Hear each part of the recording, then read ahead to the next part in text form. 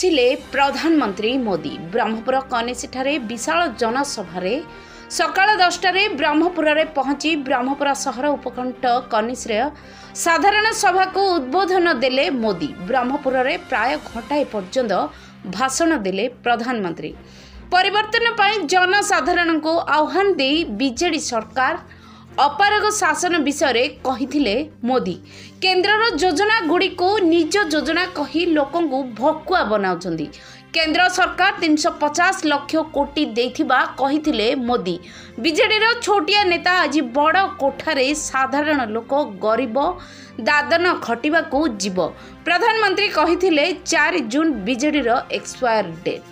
ओडिशा रे एथर बीजेपी सरकार केंद्र 400। आज प्रधानमंत्री गंजाम गस्त ब्रह्मपुर लोकसभा संसदीय क्षेत्र में जनसाधारण उद्बोधन समस्त ओडिशावासी को उत्साहित कर सीधा सीधा टर्म रे बीजेडी सरकार को हटाई आशीर्वाद भी मागी डबल इंजिन सरकार पाई आह्वान भी देइचंदी।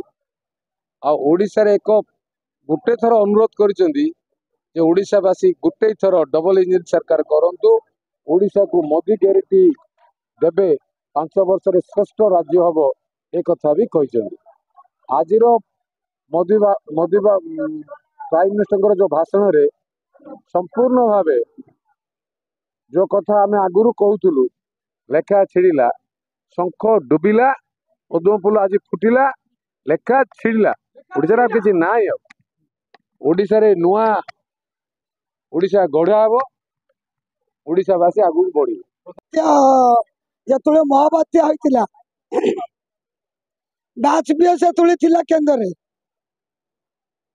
टंका गाड़ी जो पठेला बाल्टी पठेला डंकी पठेला निया खाड़ी आदि पठेला जूता आदि पठेला से टंकार जो बाजपेयी कहला जनसंख्या को 30,000 लेखा दि जाऊ समस्त मोर जनगणना बोली जो कहला ए पांडिया हारामी दादा कहला 5,000 टंका दि जाऊ 30,000 टंकार साइन करे बोली संतोष कलट था कहला संतोष कहला मु जोटे चाकरी कले जोटी पठेले मुझे जीवी किंतु मु 5,000 दे 30,000 साइन कर कहला करू ना राति राति ट्रांसफर तथापि सी कलानी कही राति राति ट्रांसफर से टंका गाड़ी टंका गला कुआरे पांड्या मांडिया ए उड़ीसावासी जो महाबात्या है केते कलबल खाए पेट पाई कलबल से गाड़ी टंका कौन करके पठेला कौटे रखिला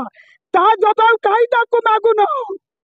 आज आम बहुत भाव विवल बहुत उत्साहित आज आमर विश्वर नेता जनप्रिय नेता आम निकट आसी पहुंची भारत प्रधानमंत्री श्री नरेंद्र मोदी लोक माने आगरू यही जो 24 वर्ष शासन प्रति वितृष्ण हेलेनी ताठू विमुख हेलेनी आज सोने पे सुहागा भली प्रधानमंत्री गस्त प्रधानमंत्री आह्वान प्रधानमंत्री डबल इंजिन सरकार पाई लोक मानू जो आह्वान देइचंती से लोक माने निश्चय तार प्रतिफलित हब।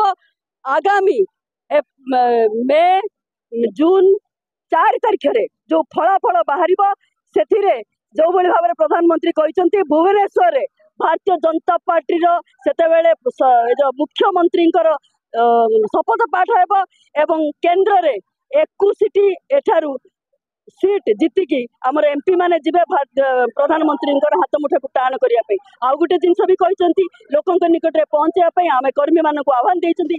जय जगन्नाथ। ब्रह्मपुर राजेंद्र रिपोर्ट दिग्दर्शन न्यूज।